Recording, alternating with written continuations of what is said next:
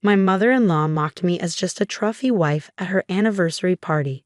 My husband Mark and I have been together for nearly 8 years and are quite happy in our marriage. However, there's always been conflict with my husband's parents. Unfortunately, my mother-in-law has always harbored negative feelings towards me since we got engaged. My father-in-law was kind, but he tended to let my mother-in-law dominate and mostly kept to himself. My husband comes from a wealthier background than I do, and my mother-in-law has always used this as a reason to dislike me. She would act as if my middle-class family background was somehow wrong, making comments about my appearance, outfits, or shoes. Initially, I wasn't self-conscious about these things, but her constant comments made me start buying expensive clothes specifically for occasions when I had to see her, hoping to avoid her pitying looks. Once, I wore a white shirt that she had seen me wear a month ago, and she made a comment about me repeating clothes, suggesting that wealthy people don't do this. My husband tried to intervene, but my mother-in-law would knowingly make these comments in front of others to embarrass me. She even insisted on taking me shopping and bought me clothes I didn't like. I accepted them graciously, hoping to build a positive relationship with her. However, things escalated when I got a great job early in our relationship, significantly improving our lifestyle. My mother-in-law was not happy and demanded to know exactly how much I was earning, insisting that women should earn less than their husbands. I pointed out that my job in pharmaceuticals was lucrative and that I might even earn more than Mark in the long run. My mother-in-law then told me I could keep my job for now, but once I married Mark, I would have to quit to avoid family gossip. This outdated view made me laugh, as Mark fully supported my career. I eventually talked to Mark about how uncomfortable his mother's behavior made me feel. Mark was furious when he found out his mother had been contacting me like this. He spoke with her, after which she called me, accusing me of trying to come between her and Mark and calling me names. She even threatened not to let Mark marry someone like me and demanded that I leave him. I ended the call and blocked her number, feeling exhausted by her toxic behavior. It was a significant warning sign. Despite this, Mark and I didn't break up, but I started questioning what kind of mother he had grown up with. Over the years, I couldn't completely avoid mother-in-law because of family events where Mark was invited and I had to go. She would ignore me completely, acting as though I didn't exist. For instance, at Mark's cousin's birthday party, everyone greeted us warmly, but mother-in-law would rush to hug Mark, asking about his day. If Mark tried to involve me, she'd quickly change the subject. I noticed a pattern where she'd often bring up her supposed health issues, telling Mark how old and frail she felt despite being perfectly healthy. It was strange how she manipulated her son for attention. When Mark proposed after years of dating, he invited everyone to our engagement party. While my family was thrilled, Mark's parents weren't as enthusiastic. Mother-in-law arrived with a sour expression, which darkened further when she saw my engagement ring. She criticized Mark for buying me a larger ring than the one father-in-law had given her. Father-in-law tried to calm her down, but mother-in-law continued, implying that her son couldn't do anything right for her, but was overly generous to me. I couldn't tolerate her disrespect, so I firmly told her to leave if she couldn't show respect. Mother-in-law was shocked by my response, but I wasn't going to let her ruin such a joyous occasion in front of my family. Father-in-law escorted her out while she kept calling for Mark, who stood by my side. Later on, my mother-in-law called Mark to apologize, claiming she was drunk, even though we all knew she rarely drank, because she was apologizing to both of us. We decided to let it go. Then came the wedding planning. My mother-in-law insisted on being part of my dress shopping, claiming she had always wanted to do this. By this point, my patience with her was wearing thin, but I couldn't disrespect her outright since she was my fiance's mother. So I reluctantly allowed her to come along, warning my mother and cousin to be prepared for any antics. As expected, my mother-in-law had issues with my dress choices. She criticized my dress as unsophisticated, demanding I wear a more traditional white dress. I stood my ground, and my mother defended me, reminding her that I wasn't her daughter and she should keep her opinions to herself. My mother-in-law sulked in a corner like a toddler, making nasty comments throughout my fitting. In the end, I chose a dress and paid for it. My mother-in-law then had the audacity to tell me she was glad I picked that dress because it made my arms look fat, giggling at her own comment. My patient mother finally snapped and scolded her for her immature behavior. I was close to tears. No one wants to hear hurtful comments about their dream dress, especially when it's untrue. We informed her that she would need to find her own way home since I had driven everyone that day and refused to let her ride with us, knowing she would continue to criticize me. She panicked, but I stood firm. While driving my mother home, Mark called me, upset, asking how I could abandon his mother and that she had called him in tears, accusing me of leaving her on purpose. I promised to explain everything when I got home, but he continued to criticize me. My mother, hearing everything on speakerphone, intervened, listing all of my mother-in-law's behavior throughout the day, asking Mark if this was how respected adults behaved. Mark was embarrassed, realizing he didn't know the full story. Clearly, my mother-in-law hadn't told him everything. Later, when Mark returned home, he apologized again, explaining that he panicked at the thought of his mother being left alone. I reassured him that I wouldn't have done that if his mother hadn't been nasty to me all day. Mark hugged me and offered to uninvite his mother from the wedding if I wanted. But I hesitated because I didn't want to exclude his father, who might not attend if his wife wasn't invited. Before the wedding, we spoke to Mark's father and explained that if Mark's mother's behavior became unacceptable during the wedding, he would need to intervene. Mark's father understood and sympathized with our situation, and I felt sorry for him having to deal with his wife's behavior constantly. Surprisingly, my mother-in-law behaved well during the wedding, boasting to everyone about our grand celebration as if she had paid for it. However, during the wedding toast, Mark's father made it clear that they hadn't contributed financially and praised us for our hard work. He expressed pride in his accomplished daughter-in-law, which irked my mother-in-law. During the father-daughter dance, my dad and I enjoyed a dance, and everyone applauded. Just as Mark was about to join us, my mother-in-law interrupted, insisting on dancing with her son first. Mark obliged, dancing with her. Later at the wedding, my mother-in-law congratulated me, and when she randomly commented that my arms didn't look that fat in my dress, I politely smiled, though it irked me. I didn't want her mean remarks to spoil my special day. Overall, despite some tension, everyone had a good time at the wedding, dancing, and perhaps drinking a bit too much. The next day, I woke up to several messages from my mother-in-law, accusing me of embarrassing her during the wedding celebration and insisting that I needed to do better if I wanted to be part of her family. Despite feeling a bit hungover, I recalled the events of the night clearly and knew I hadn't done anything embarrassing. I even called my parents to confirm, and they assured me everything was fine and everyone had enjoyed themselves. When my husband woke up, I showed him the messages, and he advised me to ignore them. Feeling suspicious, I pressed him to explain what my mother-in-law meant. That's when Mark revealed that throughout the night, she had been coming to him, commenting on how I was having too much fun, especially when dancing with my cousins. She even suggested jokingly that I was like a wild horse, and that Mark needed to control me now that we were married. Mark dismissed her remarks at the time and urged me to do the same, but I was deeply offended by her insinuations about my behavior at my own wedding. I wanted to confront her immediately, but Mark and I were leaving for our honeymoon, so I decided to set aside my feelings for the time being. Our honeymoon was wonderful, and we had a great time together. Upon returning from our honeymoon, my mother-in-law called me, sweetly inquiring about how the trip went, unusual since she rarely reached out to me. I took the opportunity to express my displeasure about her comments to Mark on our wedding night. She quickly dismissed it, claiming she meant no harm, and then proceeded to pry for details about our honeymoon, asking if we had plenty of alone time. I asked her directly to be honest with me and told her that I didn't think our honeymoon details were any of her business.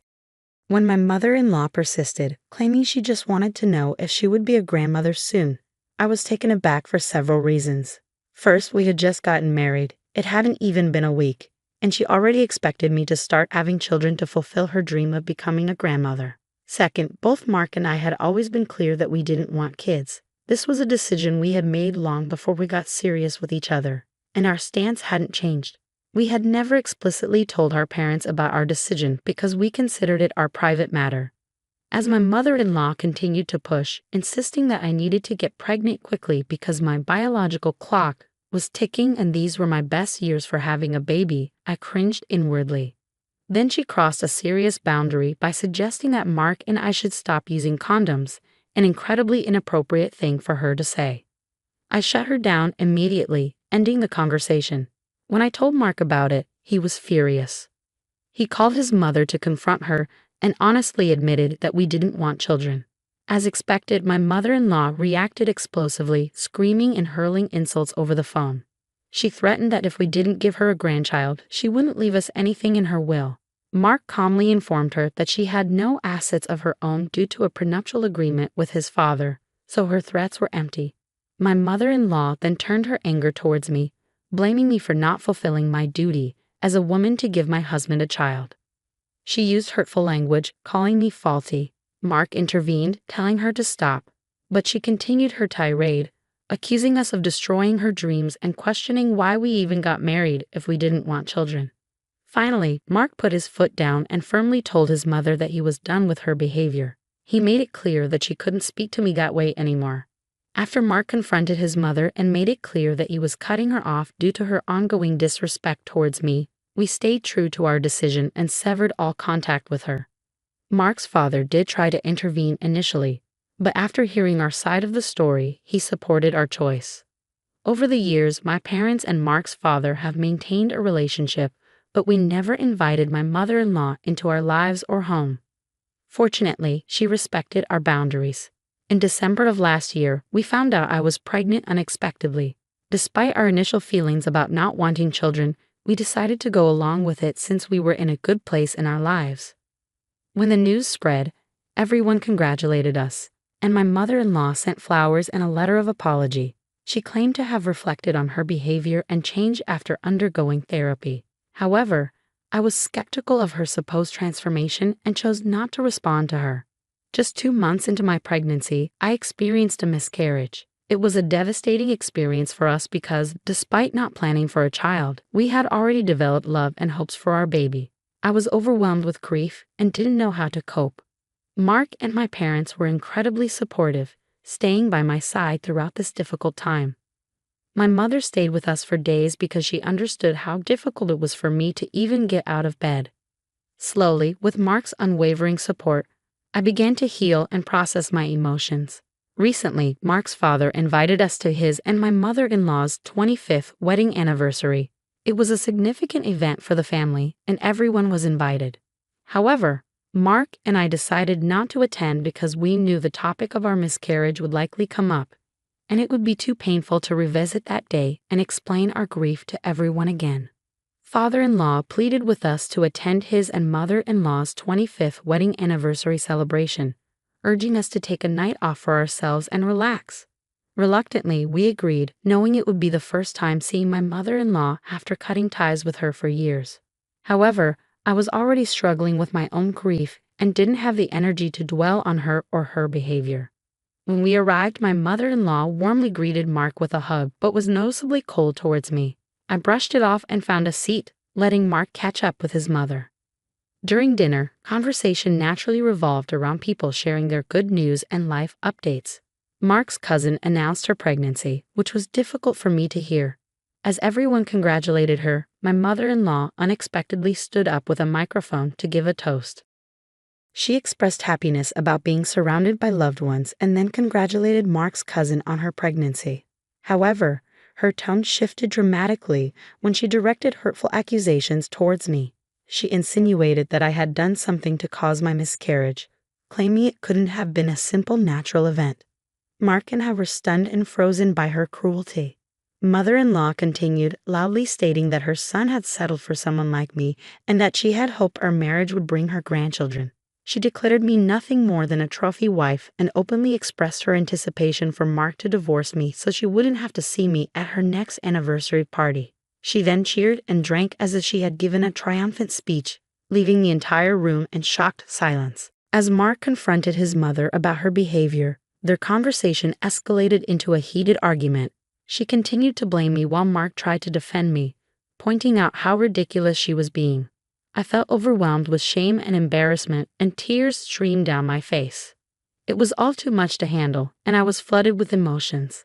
Mother-in-law mocked my tears, dismissing them as an act because no one would believe my sob story anyway.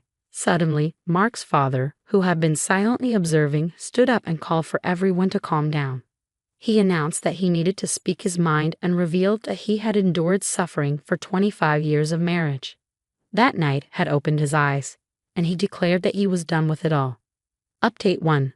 I never expected my original post to gain so much attention. It's been eye-opening to hear from so many people who have shared their own stories of dealing with toxic mothers-in-law. It's truly baffling why a parent would behave that way towards their child's partner. I want to clarify something. Please don't criticize my husband. He's done his best to stand up for me whenever possible. Dealing with an overbearing, controlling, and toxic parent is incredibly challenging. I was fortunate to have loving parents, but my husband didn't have the same experience. He grew up thinking his mother's behavior was normal and has been protective of me in his own way. I also want to express my gratitude to everyone who shared their experiences with miscarriage. I'm genuinely sorry for all those who have gone through this heartbreaking loss.